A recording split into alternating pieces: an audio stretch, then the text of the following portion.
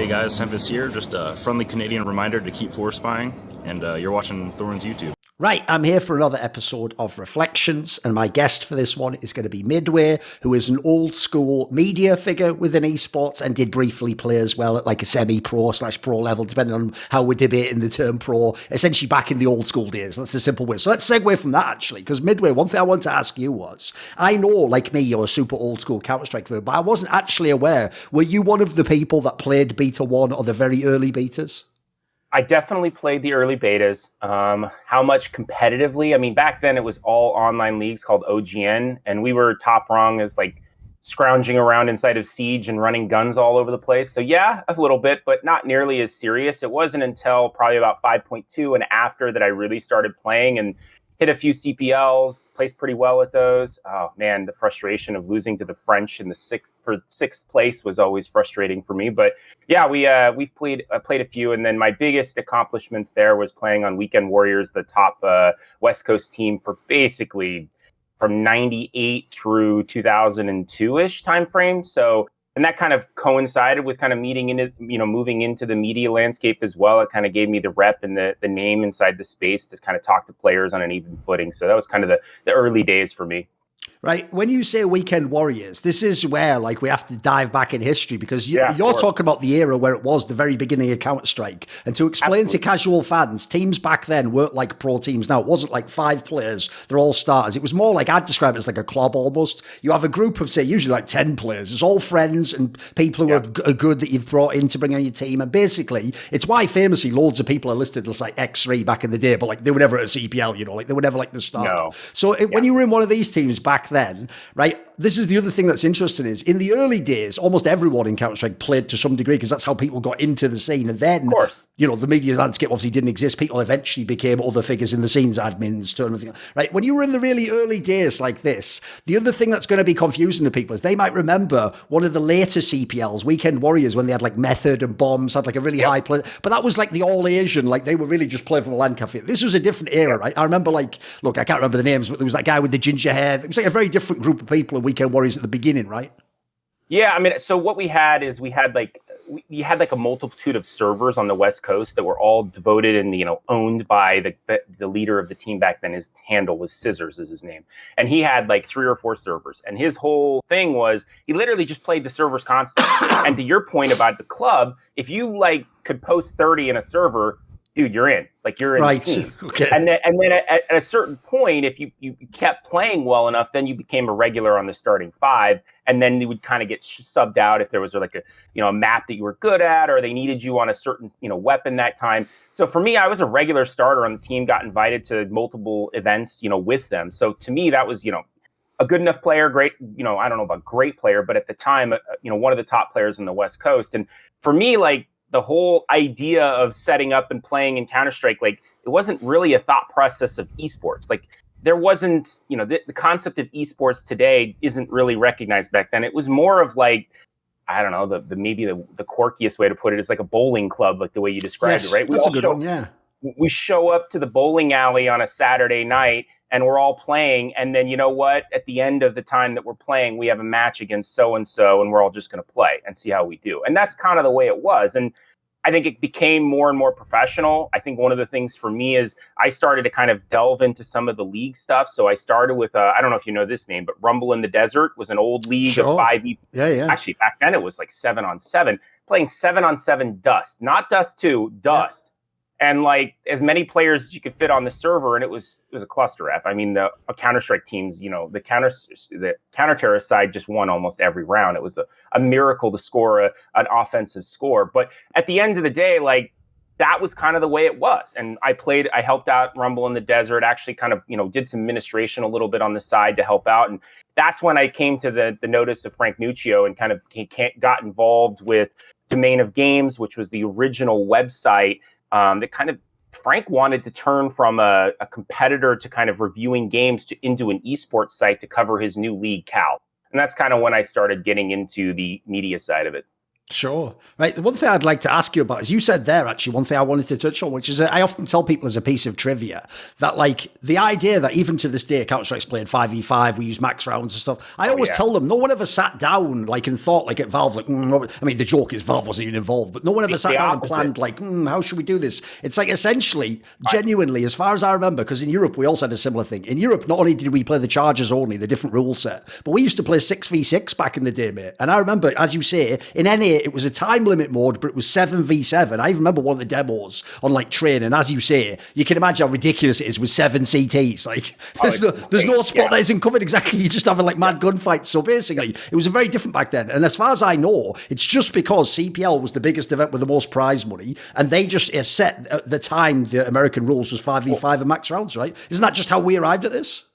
Well, let's go through that a little bit. So first step was, I think, to take your Valve point, I'll go even a step further and say Valve had absolutely no interest in being involved in esports competitive structuring. As far as they were concerned, up until probably, I want to even say version 1, they were balancing the game on pub play. And when I say pub play, I mean like 25 on 25. Yes. We're not even talking competitive level. The idea of a matchmaking level, none of that even existed. So the concept of balanced gameplay was entirely done on pub servers, on 25-25. And pub servers isn't even the right word for CSGO fans. They don't even understand that phrase. But conceptually, we're talking like these massive servers.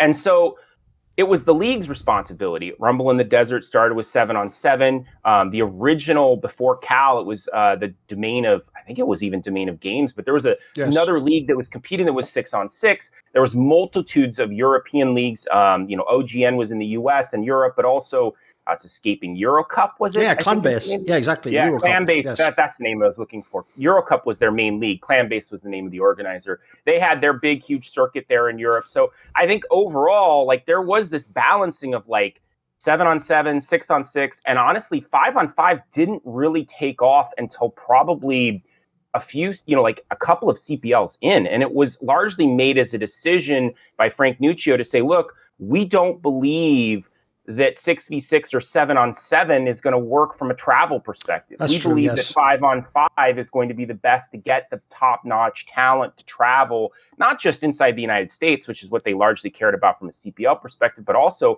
to get the European teams to come over, because sending an extra plane flight back then was expensive, and potentially bringing a manager and other stuff. So you're talking, even back then, 7-8 guys on top of, like needing, the manager and other things. So from a financial perspective, that was a big decision. And then I think intentionally, like the idea of Chargers only, I look back and say that was a regret of mine. I still look back at the game, and I think I'd be more intrigued by the game now if we did Chargers only. We'll get to it maybe later, but I pushed ESL multiple times to try an event as Chargers only just to see what it was. Not a lot of movement there on that. We even had, like, I talked inside of ESEA when I was operating and running that about trying to do some Chargers only stuff. But that's one of the regrets of my life, and I wish we had pushed harder as GotFrag to kind of do some Chargers only stuff. But yeah, the decision was made, I would say, probably very early on by Frank and Angel and the CPL organization to say, look, we like max rounds only. And honestly, I never really picked the brain of the guys over there about why. I think it only just made sense to me. But I think conceptually, the biggest reason is what you already spoke about, which is Europe was playing Chargers only, US was playing max round. CPL was a US-based organization. The perception was it set the US teams back and to no one to give it up. I agree with you, though, because the funny thing is, Midway, I actually think in the modern day, no one even knows what the format is. Like, I did a video once, it was a curiosity, but like people didn't really get it. The sad thing as well is, if it wasn't for what you're saying, the dynamic of it would have made the European teams advanced. It's actually easiest to sell to Americans because, spoiler, it's just American football. It's a time limit format, and everyone understands the premise that when you're on offense in the NFL, you're trying to use your time. Like, do I use a lot of it if I'm behind a lot, or do I lot of quick play? Yeah, exactly. I think it would be the easiest sell of all time. But as you say, we'd have to actually, like Rick and Morty, go in like a time machine and like pop out before the decision was made to get it changed now. There's positives and benefits to both structures, right? The negative that people don't remember about Chargers only is that there was a lot of delaying and tactical delaying of the Counter-Strike side, but the action was much quicker. Save rounds weren't this crazy, let's stall, try to get a pick thing. It was waste that time as quickly as possible. Take those guns, let's rush in. If we get a few picks, great, plant, get a bomb site going, and let's see if we can't win the round. It wasn't let's wait 5 minutes or how, it's obviously they've shrunk the time frame, but like let's waste the entire round to see if we can't deliver. So it was a much more of a tactical strategy of like, let's quickly get in, let's see what we can do with this round, and then let's move on. It really took a lot of the pick game away from it in terms of creating and forcing action more aggressively throughout the match. And I liked it, but at the same time too, like it just, that was a decision that was made, and it changed the course of the future. And to speak to the point, Valve had no part in that. And then Valve just kind of, when CSGO rolled out, what do? You just take what everybody's been doing and just do it. They never really explored any other options. And honestly, somebody like myself who was like deeply involved in running the biggest website, I never even talked to Valve about CSGO. No. Never even once. Like the only time that we talked to the Valve team that I ever spoke to them about CSGO was the event that I did that's still on YouTube, the first ever match. Oh, the one at ESL New York where it was the short match, right? Yes. Yeah, that's the only time I ever got a chance to talk, like the first time I'd ever spoken to Valve about CSGO. So, and honestly, like probably the second time in history of talking to them about Counter-Strike in general. So they were very distant in the early days. They just kind of let the game kind of sit there and do its thing and balance towards, as I said, pub making, 25 on 25. As you alluded to earlier, when you were going to the early CPLs, so here's what's weird about the history of the CPLs is, because the first really big one that was like a world championship was the Winter 2001, people act like that's actually the first one, but there were ones before that. Like you were obviously at the Speakeasy one, which was the one where they like previewed HLTV, but it wasn't technically out yet, so you can't watch demos of it. Like they don't exist. Pretty much of a disaster. But it was a pretty wild event, exactly. And this was, the key thing is, it's not that it was only American teams, but it's more like there was only a handful of European teams could go. Because basically back then you had to have a sponsor. So for example, like you might get like the Swedes could come, as you say, the French, like the Good Game team could go, maybe like one Danish team or German team could go, but it was like a limited set of teams. It wasn't like the big CPLs where you had like all the European, all the NA. So to understand, leading up to to the World Championship in 2001, what we had for about 6 CPL events, give or take, like call it 3 or 4. Depends on how you define European CPL events. Just so everyone understands, Europe CPL turned into ESL. So the people who ran the CPL Europe became ESL. So that's one continuity of organization across basically the history of Counter-Strike. So if you define CPL Europe as a part of the CPLs, that's a little bit of a open question in some regards. But if we count some of those, you get to about 5 or 6 events. Leading into that, all the European events have been won by NIP. All of the American events have been won by X3. So that's what made the World Championship such a big event. And to speak to your point, most of the events, like X3 really like to talk themselves up heading into the World Championships because they had beaten a few European teams. They had beaten a few of those teams. But to what you're suggesting, Denmark, sent a team. I believe there was a couple of teams, but it wasn't NIP. It was some of the second tier teams that had actually sponsors. Or in that day, I think we need to clarify real quick. Sponsors often meant I'm friends with a dude next door who owns a Subway.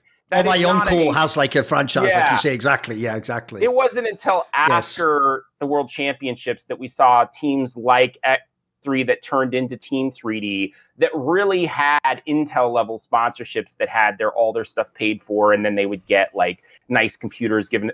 It wasn't until after that. Before that, and even after that, for a large percentage of the second tier teams, it was a Subway sponsorship, and not Subway. It was the franchise of Subway. Yes, for the local Subway franchise that was paying for stuff. What I wanted to ask, though, is this. Like, I actually got this experience in Quake because I was like a little bit earlier than this as well. But this is an era of esports that, as you're saying, like people can never experience again because esports, even a few years later, was like a sport. It's like a traveling circuit. Here's the top 10 teams. They're all going to try and go to every big tournament. You saw that guy 3 months ago. You're going to see him next month. Back then, though, the vibe that was cool, I remember, was the first ever proper clashes. Like, I'm sure when you went to the Speakeasy CPL, I bet it was a thrill to play a French team or to know that there was a Danish team in the bracket. Must have been unique, right, compared to the old BYOC lands. I know it's funny to say this, but all I remember, or not all I remember, but one of the things I remember about that Speakeasy tournament is we played really, really well. We had a great event. We got really high up, and then we lost, I think, the winner's bracket match against X3 or something like that. And we had lost and moved into the lower bracket to play the French team, and we played them so well. And I think we were We were up like 10-2 in the first half, and they came back and won 11 straight or something like that. And they shaked our hand. And back, like, I don't know if you've ever shook a Frenchman's hand, but he like limp wristed me. Okay. And all I can remember is the dude limp wristing me and being like, what the fuck, man? You just did that tell you even ruined more? My day. Right. You ruined my entire effing event, and all you got to do is limp wrist me. Just give me a fucking firm handshake, man. Come on, damn it. So yeah, no, it was a different experience because back then I was just a kid from the West Coast. I had never really met very many European guys back then. So from my standpoint, it was definitely an experience. And it wasn't like they were different. It was just a unique, it's like a unicorn. And I had that same experience later when I would visit or when I went to China for some of the World Esports Games events where I was like the one guy and I'm walking around China and I'm like a freaking unicorn out there because I'm 6'2", 6'3" white guy. And all these Chinese people are like, dude, he's a celebrity. We went to some touristy event and they're like taking pictures of me going, I'm not some dude, but they think I'm like Michael Jordan. For people who don't know, this is before there was like Western tourism to China. So if you went, like they had genuinely never seen a Western. I had the same thing. I tell the story. One time, I used to have like crazy hair back then. One time, like a mother just like pointed at me in the street to her child. Like I was just like some freak off like a UFO or something. Like, the fuck? No, it's a unique experience. And we had like tourists that would go with, or like tourists, but translators that would go with us. And they'd be like, yeah, they keep asking us who you are, what celebrity we are. We're like, we're just some esports gamers here, dude. We're not doing anything special. We're just playing games. It was funny. Now, the ironic part is a lot of these guys are that now for a lot of people. True. So it's kind of an early peek at what it ended up actually being in terms of going to these other countries. So it's kind of interesting. By the way, one of the players, because as I said, most of the Weekend Warriors players from your era, people aren't going to remember them. They were more like a lot of them just stayed in that era and they didn't come to the professional group. One of the players that was an overlap with you though was obviously Boms, who did go on later to become a very good player. Right? Give me some thoughts on this, because you must have a different perspective on him than what people only saw him when he was the finished product, in teams like 3D and all the. What was he like in the early days? I'm trying to think of a good analogy for you. I mean, the way I think of it is like, the basketball player that literally has no clue. He can shoot like really, really good. Like throw him the ball in the corner, he's going to drill a shot 8 out of 10 times. Put him on the post, and he's going to like stumble over his feet. Right. And so I think the reality is that's kind of the player he was at that point. Is he had no idea what he was doing, but you gave him an op, you gave him an AK, put him out in the court, out on the courtyard on Nuke. He could destroy everybody. Like he'll just take heads like crazy. But when you actually like had to organize a strategy, it was better off just to say, follow us and just hit things when we actually get into the site. So like, that's the kind of the player. And honestly, I don't really blame him. He's a young guy just playing the game and learning it. That's kind of the way a lot of players came in. And when you have that mentality of like, we're going to take the guy who scores 30 off of a pub 20 on 25, that's the kind of skill they have.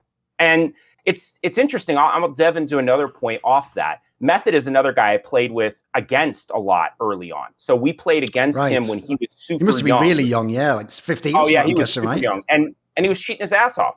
Totally. Every game we played, he was cheating. He was cheating his ass off. And, we all knew it. The West Coast was littered with people playing in LAN centers that just knew they weren't going to get banned. So,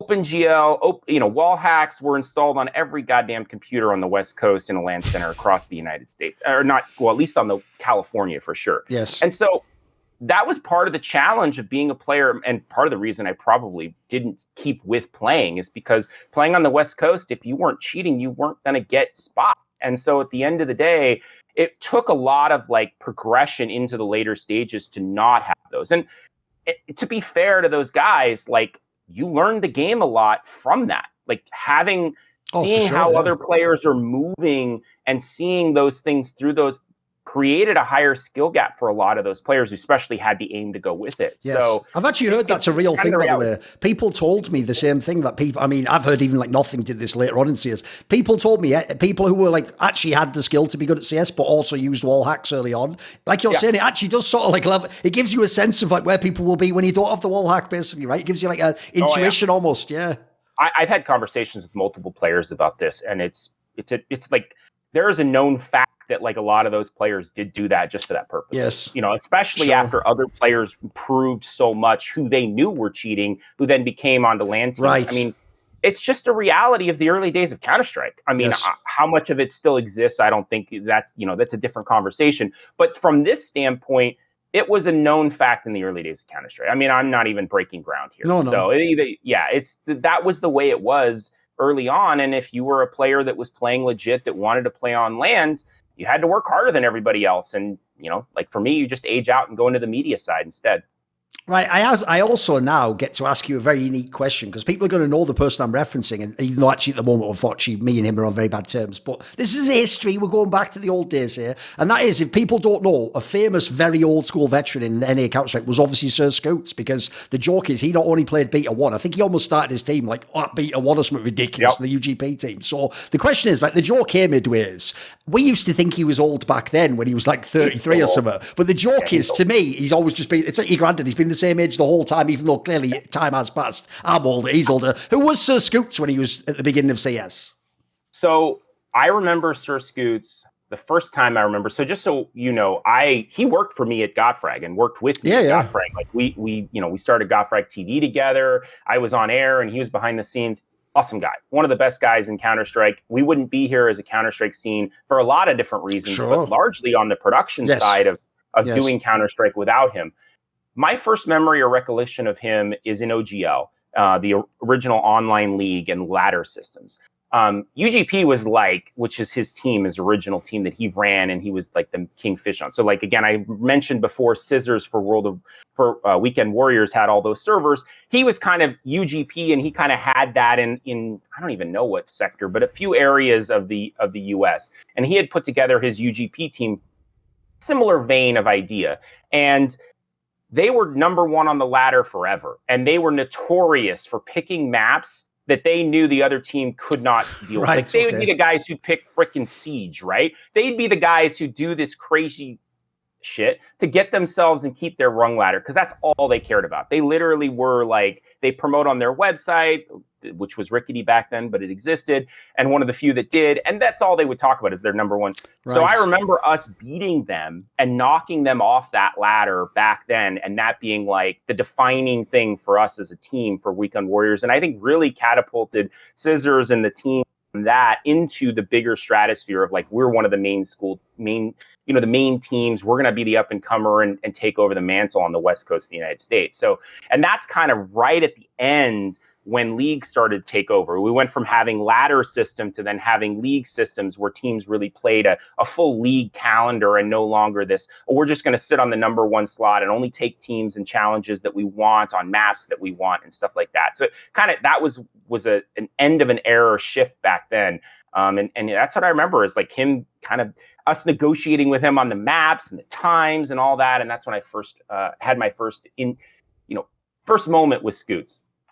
Right. As you said earlier, before they did Cal, which was like the amateur version, so the online league, which in theory fed the NA teams into the CPL, like famously one thing back then was they did stupidly use that for like seeding, even though, as we've just referenced, there was no anti-cheat and everyone on the West Coast just magically was twice as good online. But let's just forget that part for a moment, right? Yeah. So when Cal came along, as you say, that was when CPL was involved directly, and Frank wasn't just like working for them at the lands. He became like the director of Counter-Strike. So before that, as you said, when they had the Domain of Games League, right? This was, as when you said, you were working on this website, and essentially you were like one of the early reporters in Counter-Strike. Because I remember back then, look, it was a lot more bare bones, obviously. Like it would be like a write-up after the match. But I remember one thing you actually stressed, which this is another big deal. Like back then, remember, HLTV, when it first came out, was pretty bad, even when it did come out. Like, if people don't know, you could watch like a POV, but you didn't even get the gun drawn on. It was super laggy. It was actually a terrible experience. So back then, one of the big deals is you also used to get pros to send you the demos, right? The POVs. And a lot of the early demos people are thinking of, ksharp, these all come from your requests basically on this website, right? So basically the way I structured the early system was I realized I as a player on Weekend Warriors had no way to get better. I'm playing against a shitload of cheaters on the West Coast. How do I get better? Well, the only way I get better is to watch good players play. I mean, that was an early realization from me. So when I talked to Frank and I had early conversations with him about, well, I'd like to do something other than play, but you know what, I can't really get better at playing is there a way that I can, write? And I had a lot of experience writing in my education. I had been a writer in high school and college on the local newspaper and stuff. So I had kind of experience with that. So I started writing, doing some writing stuff, and I realized there is no information about who won or lost a game outside of Cal's website that honestly doesn't get updated until one of the teams realizes it needs to. Similar with our RITD, but they wouldn't let me update the Rumble of the Desert stuff on Domain of Games. Dude, it was even the same if people don't know at CPLs, because you couldn't watch the game. Yeah. You would if I was a European not at the event, dude, I would refresh the page, and the next day someone might just add, and all they do is put a line like DOP beat Riot Squad 14-10, and you're like, what? That's all I get. There was no coverage back then, like you said. You started it basically. There was no consideration for anyone online. So when I started presenting this, what I did is I created what was the Midway's Melee back then, which was basically me updating the information as we did it and got data. So what I'd be doing and live, right? You'd have like the page and you'd add the results in as they came in, almost like a sports center type approach, right? I had like my screen split screen, and I was literally updating on one screen and had MIRC open on the other, and I was talking to teams and saying, "Are you guys out of your match yet? Are you guys out of your match?" And that's where we got to also score bots. Is kind of that was invented around that time, and was able to kind of do that and update those as well onto the website. So people who couldn't get onto IRC could also see it on the website. And we were just basically updating all of those and constantly. And Frank Nuccio, I've said his name a few times. He decided to convert Domain of Games into Cal because him and Frank sat down and Frank offered him the moon. We know Frank, that was a complete lie. Oh, him and Angel, you meant. You said Frank twice there. You meant Angel, sorry, yes. I meant Angel, yes, sorry. Frank and Angel had a conversation, and Angel promised him the moon, and it ended up being largely a lie and whatever. But Frank was drinking the Kool-Aid back then and really excited about esports and becoming the future, and really believed that Counter-Strike was better than Quake. Yes. And that was proved to be accurate and largely successful, and he believed that he could take CPL that he was largely doing BYOC tournaments for back then when it was Quake tournaments and doing BYOC Counter-Strike tournaments, he could take that from being that to being the main stage game. And that's what ended up happening. Yes. And he was blowing right on it. But he took Domain of Games, sacrificed it, and put it into CPL and made this Cal League, which Cal is Cyber Amateur League, which is the definition that, that, and versus the Cyber Professional League. And that became the component that would then graduate or provide the online place. And I was doing the coverage for Cal's online leagues, which you described, like every week we'd have a match night, they'd have match nights, and we'd be talking to them, getting the demos from them. So if a team played TEC with Elude on it, was playing, 3D with ksharp on it, and I'd be talking to Elude and ksharp and being like, well, record your demo, and even if you suck, send it to me. And they're like, no, I'm not sending it to you unless I get 20 kills. And so that was a real thing as well. Like, I'll put it this way, I've told this story before, but like I once said to ksharp, because I was like friends with a bunch of the players back then, I once said to him, like, dude, everyone's desperate for a demo. You've had about 5 at this point in time ever released.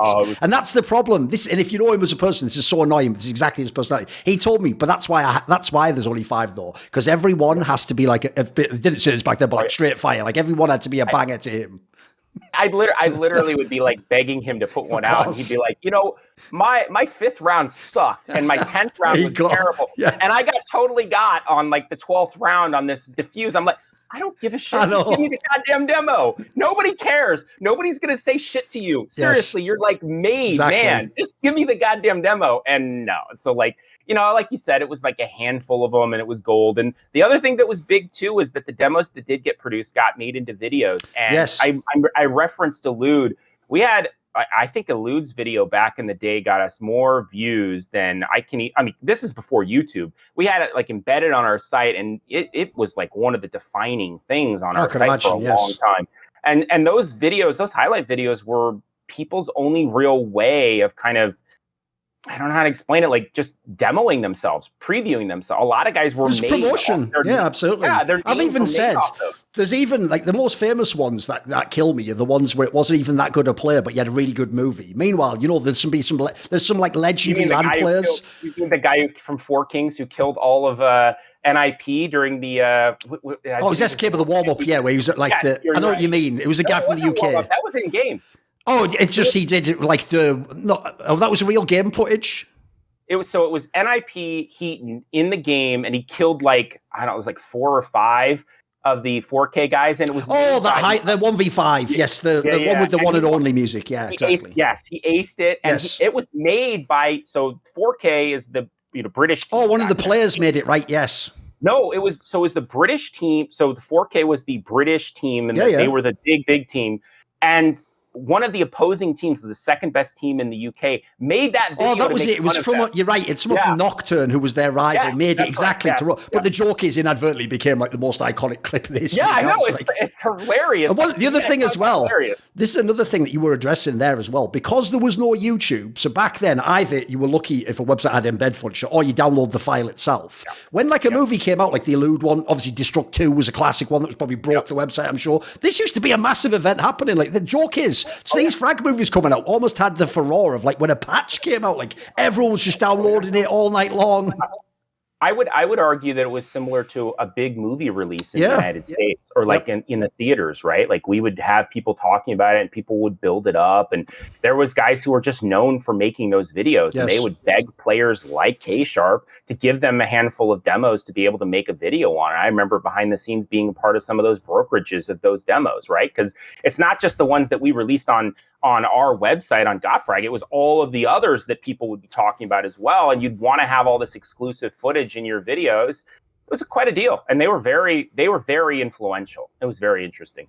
Right, back in the days when it was the Domain Games League and then the early Cal seasons, famously, as you said earlier, the dominant team in NA was Xtreme 3, X3, the team with Rambo and ksharp, and a whole bunch of other legendary players as well, even some of the ones who didn't go on to later careers. There were some very good players in that team, right? At this era, if people don't know, I get why, as you say, they were super cocky, because basically at this time, the news story would be if they ever lost a map. Like occasionally, you know, DOP, the second best team, would beat like one odds because that was another team with good play, would get like an upset win. But the joke was this other team just won every season for like what 2 years or something. It felt like. You probably have it in front of you, but I don't have it in front of me at the moment. But we're in the World Championships. The second best NA team, I think, ended up placing 8th, and that was DOP. Or it was RS, one of those. Yes, I think it was Domain of Pain because they had that game against SOA where they let them not play on mail, if you remember, because no one knew. Yeah. Yeah, they totally. Well, they didn't make them play that game. All of the tiebreaker matches were all on mill, and I remember that being a huge controversy because, you know, Frank snuck that in to make sure that any of the North American teams that ended up in one of those matchups would win. And it ended up benefiting the team that he personally was involved with, which was DOP. So that was a big controversy at one point. No, I to your point, like that was the second best team. And honestly, the 17 through 32 was littered with US teams, and all of them, everybody kept hoping for one of those teams, like the one with Elude or, you know, TC or one of these others to step up. They were all not on the class. They just were not on the same level as those other teams from Europe. And they would just litter all of the, basically 1 through 8 spots, 1 through 7 spots with all their top. And any team that traveled from overseas was almost guaranteed a top 16 spot because they were that good and that much better. Now, I think it's a little unfair because if you'd have sent a lot of those American teams overseas, they probably would have done a fair amount to those other teams in Europe. Yeah, sure. You just didn't have that comparison because Dallas was the epicenter and everybody came to Dallas who was anybody to play a tournament. And that was really the place that Counter-Strike lived for, as far as the World Championship was concerned, for its first decade. So if you didn't play in Dallas, you weren't nothing.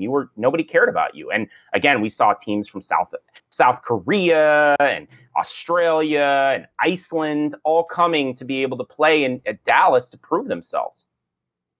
Right, in the early days, you obviously, as I've alluded to, like you not only like knew the players, but this is an interesting thing to point out, right? The thing with the X3 Team 3D guys is, even when other people were as good in NA, they always had like an elitist element to it because they were the original kings. They were the ones, like you said, they were just the people where the joke was like a bad tournament was you come third or something, you know. They were on that level where they're we're immortals and they've transcended past us, you know. So we had that phase in the early days. We got past OGL, we got past some of those ladder leagues, and we got into actual online leagues. First, it was Domain of Games. Rumble in the Desert was another one, and we had those leagues running. Yes. The kings of those leagues were CK3, and that was run by Big Dog. And Big Dog was he owned Counter-Strike in the Central Time Zone, specifically in Texas, which, you know, leading into where Dallas was the epicenter, you can see why that's a big effing deal. He was the scissors for Weekend Warriors or, you know, SirScoots of the Central Texas area. He put together his teams and he put together his players, and he would grab up any player who played on his server who posted 30 plus kills on a pug server. That's where a lot of that talent came from. And he had a crew of probably like 20 guys who could have started for anybody Yes. across the United States. They really had like talent drained everyone, right? Just effing good. Yes. And all of them played amongst each other. They would have their bowling nights where all of them were there and they'd be pugging and playing, and they were just a level above a lot of other people. The problem was, I think to a certain extent, and this is maybe a little conspiracy hat for me, Frank Nuccio also embraced the 5-on-5 to force CK3 to break up because they were really strong and well organized. That makes sense. When you go from 20 players and you say, no, you don't get to have 7 of the best, you got to only have 5. Well, that created mutiny inside of the organization because he wanted to control who is best 5, where he wanted to spread them out and have 3 or 4 good teams. But no, those guys wanted to win CPLs. They were more worried about the guys coming in from Europe. That's how you ended up with this, small crew. You also ended up with Porter, who kind of came in and put together this organization and structure of the 5 guys they ended up with. And that's where you ended up with Rambo and ksharp, all on the same team, because this was the super team. And that was a break off from CK3 into X3. I mean, they blatantly ripped their name off, but they, at the end of the day, that's what they called themselves.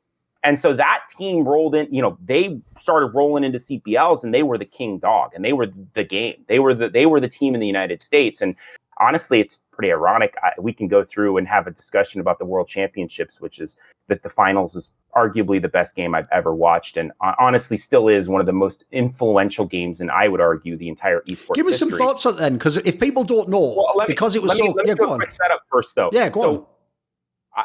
Porter ended up being the weak link on that game. And honestly, if he hadn't been on that team, I think they win the whole tournament.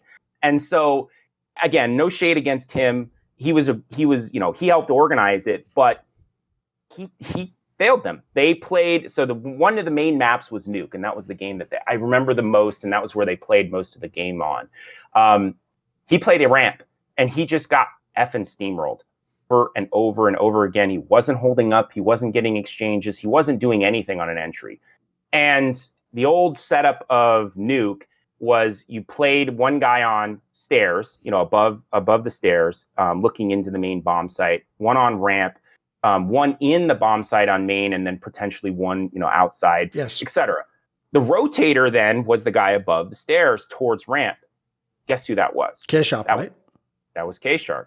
ksharp made his name rotating and making kills to cover Porter. So this is why he had the big, 20 kills or 30 kills or what? So it's because this guy, I see, he picked up the slack, right? Because he was in a position to be the rotator to pick up all of the kills moving into that bomb site. So he literally covered it. So, just speaking high level of that match, it was so close. It was so epically anticipated because you had both teams winning on their sides of the respective ponds of the Atlantic. And then it lived up to all expectations. And then, to your point, you'd spoke to Speakeasy CPL had been the test run of HLTV, the HLTV, not the website. Whatever, we're talking about the actual spectating system that you could use back then. The HLTV spectating system had been test piloted at Speakeasy and been total trash. For some miracle, it actually stayed up for 2 hours and was don't quote me, relatively stable, and created a spectating environment where there was somewhere between 40 to 60,000 people online, which is, just so we understand each other, that was unthinkable back then. Yes. Yeah, that's absurd. That is I can't even, that's like saying there's 10 million people watching a CS game right now. It's absurd, right? That's an absurd that's a good number. reference point, exactly. Yeah, and so that kind of viewership is just insane. And so you combine all of that in and you get a epic match. And I remember talking to, I don't remember who it was. It was one of the players after the match. I want to say it was, I don't know, I'm just going to mess it up, so I won't even say. But I was talking to some of the players after the match. And that's when all of us knew that esports could be something. Because I'm a big sports fan. I've watched American football. I've watched the NBA. Those can deliver moments. You've seen it in the past.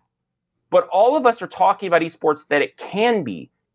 It hadn't proven it could be. And that was the moment that it could be. Because we'd all watched that match. And you know what? All of the moments and all of the stuff that we knew, we could look at it and say, that can be an esport. That can deliver it. It can be on that level because not only we have 40 to 60,000 people watching it, but everybody was glued. Nobody could watch anything else. The entire BYOC was empty. There wasn't a person talking. Every single kill was being screamed and yelled about by 20, like probably 1,000 people watching it on site. It was intense. And that was the kind of moment that kind of said, hey, people can care about esports and gaming the same way you can care about traditional sports. We just got to grow it. We just got to get it to the place where it can be in a stadium because it's not quite big enough yet, but it can do it. It proved that it could be done. Right. As I said, back then, especially the top NA players, there was like a circle. It was like the inner circle. And if you were a pleb, by the way, if you were a nobody, these players really taught me like the value of networking, mate. Because if you were just a normal guy and you tried joining their IRC server, they're not going to be in there, like, because they know everyone's going to message them. They're going to be in some private one with a different name. And you have to basically know that the joke is like, it's like need to know. If you don't know, then you don't need to know. That would be like the vibe. So I remember when people like me and you were in like the inner circle back then, it means that like a lot of these players, people don't really know these guys. So I want to ask about a couple of them and get your take. So one of them that was a personal friend of yours was obviously Ronald Rambo. And this is another old school player. Now, the interesting thing is I've worked with Rambo. I did a few guides with him. He's even been around in CSGO a few years back. And funny enough, he's quite a similar person. I always say this. To me, Rambo's the guy where it's like, it just shows how cool esports is, because in the server, he was just like amazing player, super sick. But outside of the server, he is absolutely the stereotype of like the nerd Asian kid who like better get his homework done because his mom's going to be upset. I was like, he was such a mild-mannered person outside the game. So who was Rambo to you? So you asked me about bombs earlier, and I said bombs was the guy who could hit it, to use the NBA analogy, hit the three from the corner 8 out of 10 times. The guy who's going to hit shots constantly. Rambo was that guy, plus the guy who knew everything that was happening on the server better than anybody else. So from him, he was smarter than everybody else in the game, largely speaking, and he was just as good at aiming in the game. And he was just a combination of the two great players. And I could argue if he'd been on top of stairs, we'd be having a totally different conversation. I always thought he was actually the better player, mate. There's an argument to it for sure. And I think ksharp has a ton of skills, especially AWP Deagle combination back then, which was really strong and kind of got pulled out of favor as the game kind of grew into the more of the AKs, which benefited Rambo. I think at the end of the day, like the combination of skill and aim was just, it's unparalleled in some regards. Like, I mean, there's great players now. I'm not taking away from them, but he just was one of those guys that understood the game at such a level and could, like, you could be sitting behind him during a match and watching the two teams playing, and he would be calling out, no sound. There wasn't a single footstep made. He would know instantly where all 5 guys in the opposing team were. And it wouldn't even be a question to him. It wasn't like he was guessing. He was like, well, they're hitting this now. They're going that direction. We need to rotate. And you're like, what? Why? Why would you say that? He was right, though. Like, I could just take 2 steps and go see the other team's screens and know he was right. Sure. But that's the level of intuity and knowledge that he had. And then you combine that with a guy who could hit every shot he needed to when he needed to hit it. It's just a skill that you couldn't really explain. And to speak to his out of server character, he was, I mean, I think I probably saw him, talked to him, around him 100+ times. And I think I probably had 40 words of conversation with him in that He's very time. quiet as well, yes. Very soft-spoken, very direct. He would say more around me with the headphones on staring at a screen than he would face-to-face. Right. And I don't have the issue with it. Sure. You know what? That's a great, like everybody has their own personality. He's a great guy. But that's the type of personality is when he spoke, you listened. You understood what he was talking about. It's intriguing to watch him now turn into the guy who's doing like these videos. Do the explanation, exactly. Yeah, totally different personality. But the guy I knew for the first 6 to 7 years of Counter-Strike was this. He was at the hotels with his guys talking, very few words, but suggesting, giving ideas, saying things. He'd show up in game, he'd show up around the thing, and he's all business, all concentration. Even after the game's over, he's straight-faced, doing his thing and focused. Since, as you said, at the time, though, like the marquee player was obviously ksharp, in part because obviously he carried this final, like you say. He also, like we said about the demos, he was very clever. Like he only released the ones that were fucking absolutely bonkers, so it would just make you think. I don't even know if I put, just to be fair, I don't know if I put clever. It's just ego. Like, it's just like, I don't want to put it out there because it makes me look bad.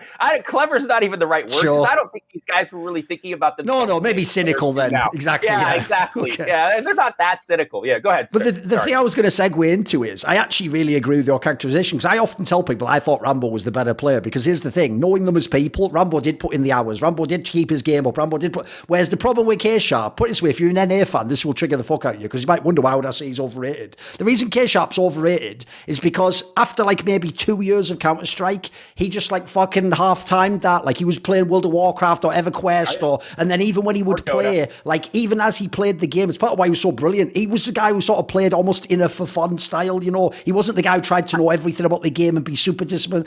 This guy, put it this way, it reminds me of the story, you know, people contrast Kobe and Shaq, because obviously Shaq had the talent to maybe be the greatest player ever, but he was just, you know, it's like he only wanted to do like this much hard work and have this much fun, whereas Kobe was the guy, like the Rambo angle, just killing himself, right?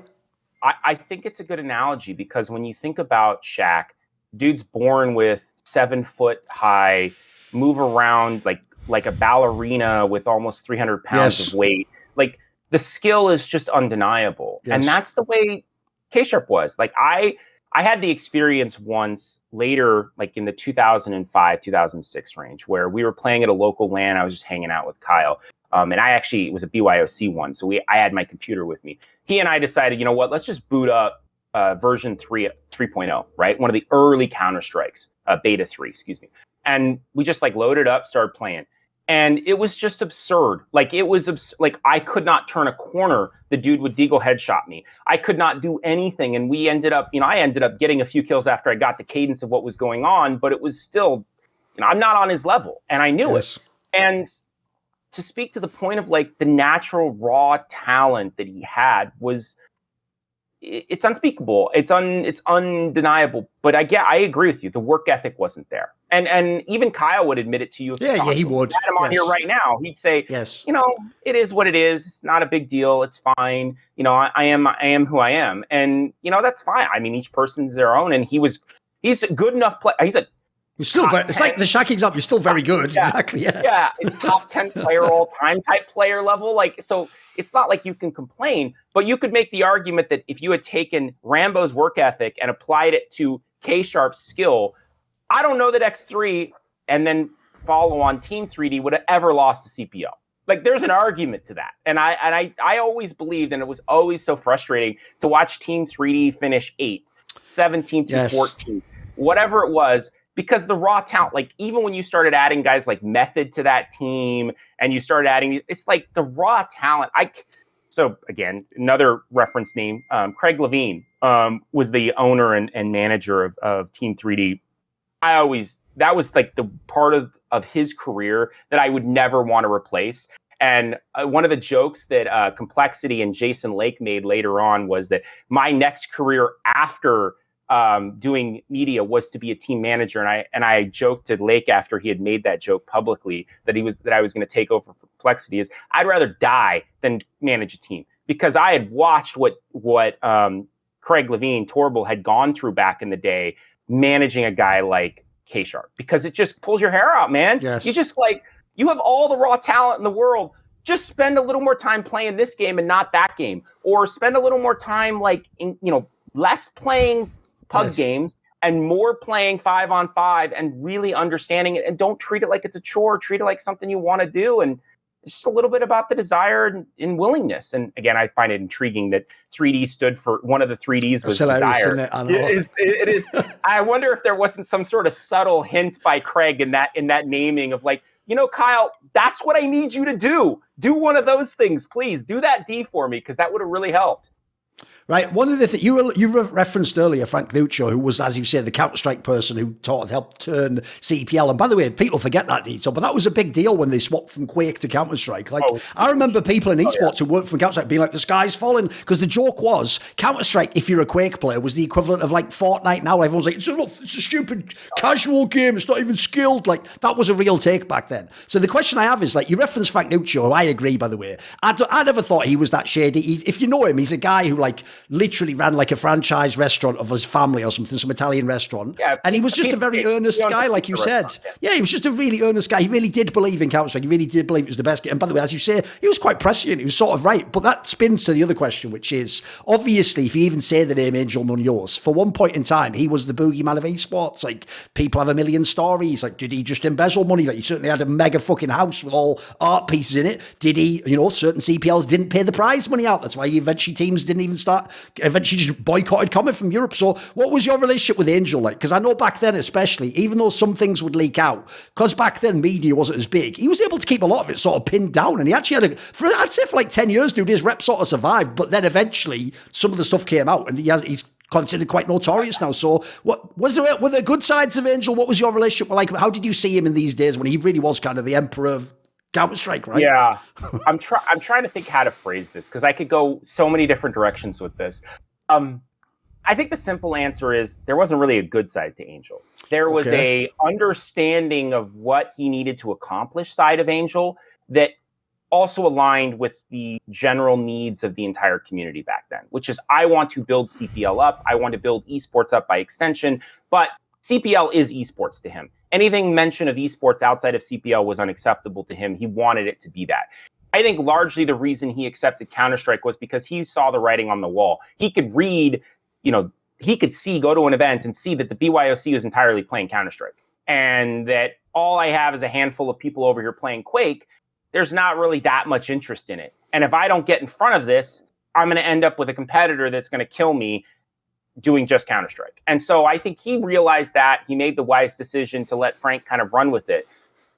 I would say, as far as the prize money thing goes, if I'm being as most generous as I possibly can to Angel, is that nobody makes money running events. Like, I know the community I've been inside of ESL people don't make money running Counter-Strike or any events. What tricks the Midway is, like, I'll use the ESL example. If you take a classic ESL venue, kind of ESEA or Cologne at the Lanxess, if you go there, it's going to look like you're at a concert or a sports event. You're going to see like 16,000 people. If it's Lanxess, they bought the tickets just like they would for a real sports game. They're going to be there.